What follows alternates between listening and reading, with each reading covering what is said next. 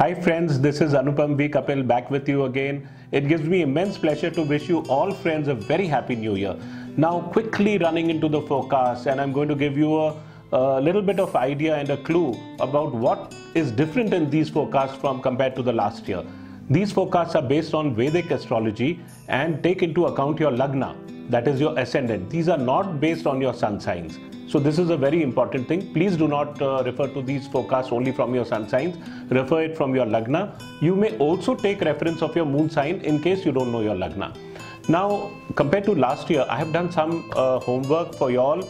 A lot of effort has been put into this. There are planetary cycles and dates when the planets are going to change, and there is a particular table which you will find at the end of every sun sign forecast. Please refer to this, because when I'm talking about certain events, I may use astrological terminology like Jupiter, Mercury, Mars, Saturn being retrograde or combust, and a particular event happening when this particular event Jupiter is getting retrograde, etc. So at that time you can later on go to the last plate of the planetary transit and it gives you the exact dates. So this will enable you to have more exact and elaborate data, and which is going to be very helpful to you. Another plate what we have designed for you has for easy reference, it talks about your career, about your love, about your health, and it will be having the months which your career and finance and love are going to be very good, or if there's a dip in any of these areas, you will find those dates in that plate. So I just hope you enjoy this particular forecast, which I have taken a lot of effort to bring to you, because it brings me a lot of happiness when I get so many mails from you and so many SMSs where you tell me, even on my Facebook, that the forecasts were very good and you're looking forward to this. It gives me that additional energy and optimism to do that. I really hope you enjoy these New Year forecasts. Now let's quickly run into these forecasts of the various sun signs. Taurus. Now this is a slightly complicated kind of period for the Taurans, because there are two slow moving planets. One is Jupiter and one is Saturn, which is not very well placed. And when we talk about slow moving planets, these take a lot of time. For example, Saturn is going to be in your 8th house. The 8th house is a very karmic house. It shows hidden enemies, hidden troubles, everything which is hidden. And also the placement of Jupiter. Jupiter is also a Markesh. Markesh means killer. Killer does not mean it kills you, but it gives you a lot of suffering, because it is the 8th lord and being posited in the 6th house. Had it been positioned in a traditional horoscope in this same way, we call this effect as a Viprit Rajyog. But in when we refer it to in terms of transit, this particular transit, the 6th Jupiter, gives issues pertaining to health. But there are some other positive aspects to it also. I would look at it at a different point of view. It is a time when you need to be very careful about your fitness. You follow some good health regime, or join a good fitness club and moderate your diet, etc. Eat the right things, don't eat the wrong things.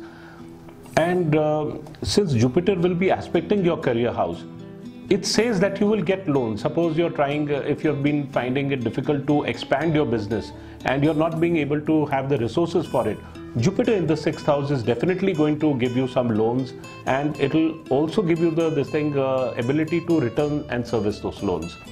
Now Saturn in the 8th house is a very tricky influence. It's called Ashtam Shani, as I've always mentioned in my forecast everywhere. It's like a mini Sadesati.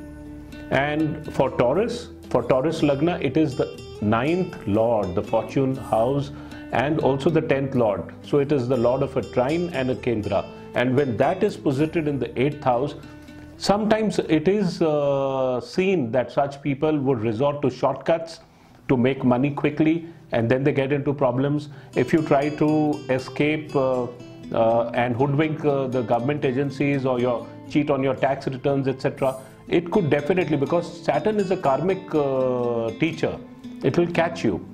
Spiritual travels will definitely increase. And Rahu in the 3rd house, in the sign of Cancer. 3rd house is the house of communications. There will be increased communication with siblings, with relatives. But at the same time, your younger brother or younger siblings there'll be either some problem to them or some problem through them. Usually it is seen that the younger siblings will suffer from some kind of ill health, etc. I would say that income point of view, Jupiter's aspect on the 10th house will increase your income, but I would say don't get into any kind of partnerships and all, because you're likely to get into enmities with people of different ethnic backgrounds also.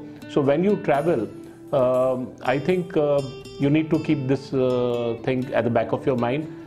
As far as your profession goes, I see better pay packets and improvements in jobs are seen, better opportunities are seen, and as far as your career is seen, Rahu in the third gives you the courage to move ahead, and I will see good breaks, positive developments and a rise. Even though all these three planets are two planets, especially Saturn and Jupiter, are not very well placed, the period between January to March seems to be good on your career front. And May, June and December, these are also considered to be looking a little favorable for you. This is as far as your career is concerned. And I say the weak periods are going to be April, July and October. During this period, you need to be very careful that you don't get into any quarrels with anybody. And if you take a look at your finances, the best months of the year would definitely be the month of February, then June and September. And speculation, obviously you must not do much speculation this year, especially in the month of January, May and October. And if you are traveling, which I do see that spiritual travels do happen in this year, but if you want to plan your travel and to avoid a particular month, that would definitely be July, August and the end week of September, when the conjunction of Mars and Ketu is going to take place in Capricorn, which is not very good. And at that same time, you can refer to the planetary transit cycle plate which I've made. This will make you see all those exact dates which are going to be helpful. Now, when I talk in terms of Jupiter being retrograde, at that time, go to that plate and see when Jupiter is retrograde for you, it's not going to be good in terms of your health. Okay, and you might have problems or misunderstanding with your friends. Now in your case, if Mercury is retrograde, Mercury is ruling your finance house, it rules over your love affairs, etc. So whenever Mercury is going to be retrograde or combust in this particular year, in 2018, please go to that plate and check out. Those are going to be the months where there are going to be problems in your relationships and in your money related affairs. Don't lend money to people, because money lent during this period is unlikely to come out. And when Mars is going to get conjunct with Ketu, that speaks about your love life, etc. About your marriage specifically, not love exactly, because in your particular case, Mercury rules over love. For your marriage, we have to see Mars. Mars and Ketu, the months of June, July, September, etc. You go to the plate and check the exact dates, the dates of peak influence. They're going to be quite troublesome for your spouse. And in terms of health, I would say that because Jupiter is in the 6th house, though there will be diseases, there will be quick diagnosis, there will be quick recovery from these diseases, but you should avoid any kind of indulgences. There may be a change in your dietary habits also. And Jupiter in 6th and Saturn in 8th, they show that chronic ailments are likely to surface and trouble you. Though Jupiter will bail you out, at least till September, because it remains in the 6th house till then. And the weak periods which I would tell you that you should watch out in terms of your health are March, April, July, October and December. And health of your spouse needs to be taken care of during the Mars-Ketu conjunction period, which is around July, August. Hospitalization or some visits to the doctor is definitely indicated here.